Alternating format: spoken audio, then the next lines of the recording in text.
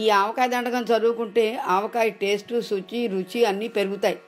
తప్పకుండా రోజు ఆవకాయ తినే ముందర ఇది చదువుకోండి.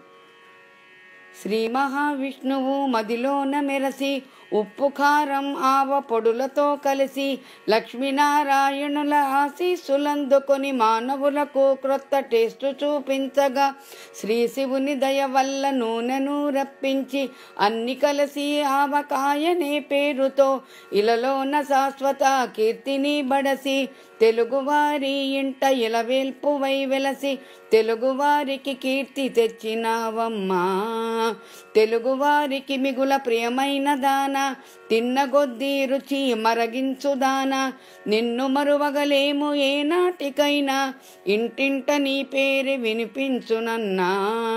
ఊరగాయలలో నంబర్ 1 నీవు మాగాయకే నీవు అక్కవైనావు మెంతికాయకి తోటి కోడలైనావు ముక్కల పచ్చడికి తల్లివైనావు ముద్దపప్పు అన్నం బాగుగా కలిపి బాగా నెయ్యి వేసి నంజుకు తింటే ఆ రుచి వర్ణింప బ్రహ్మకైనా తరమా. ఆధరువులెన్నైనా విస్తట్లో ఉన్న నీవు లేని విస్తరికి మార్కులేసున్న నిన్ను చూస్తే కనుల పండుగోయన్న అన్నన్న ఇది గదా ఊరగాయన్నా. నువ్వు లేని తెలుగిల్లు ఉండబోదమ్మా నిన్నెంత తిన్నా తృప్తి లేదమ్మా.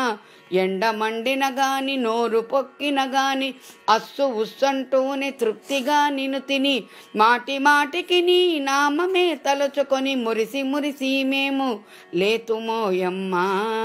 దోశలు పెసరట్లు దిబ్బరొట్లలోన నిన్ను చేర్చి తింటుంటే స్వర్గమే కనిపించు గూబగుయ్యమన్న శబ్దమే వినిపించు.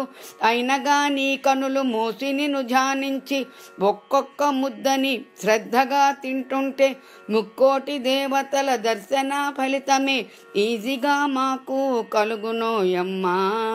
నియమము తప్పక ప్రతి ఏటా మేము ఆవకాయ నోము నోతుమోయమ్మ. జాడీల్లో కూర్చుని ఆశీర్వదించమ్మ స్థిరముగా మా ఇంట విలసిల్లవమ్మ. మా ఆరోగ్యము నీ చేతిలో ఉందమ్మ కనిపెట్టి కాపాడి చల్లగా చూడమ్మా. నమస్తే నమస్తే నమః. ఆవకాయ కటాక్ష ప్రాప్తిరస్తు. ఈ మధ్య పెరడీలు పాడడం లేదని అనుకుంటున్నారా? ఆవకాయ పెట్టడంలో బిజీగా ఉన్నానండోయ్. ఆంధ్రలో ఏంటో ఆవకాయ తినకపోతే ఎలాగా? మీరందరూ కూడా బాగా ఆవకాయ లగాయించేస్తూ ఉంటారు అనుకుంటాను.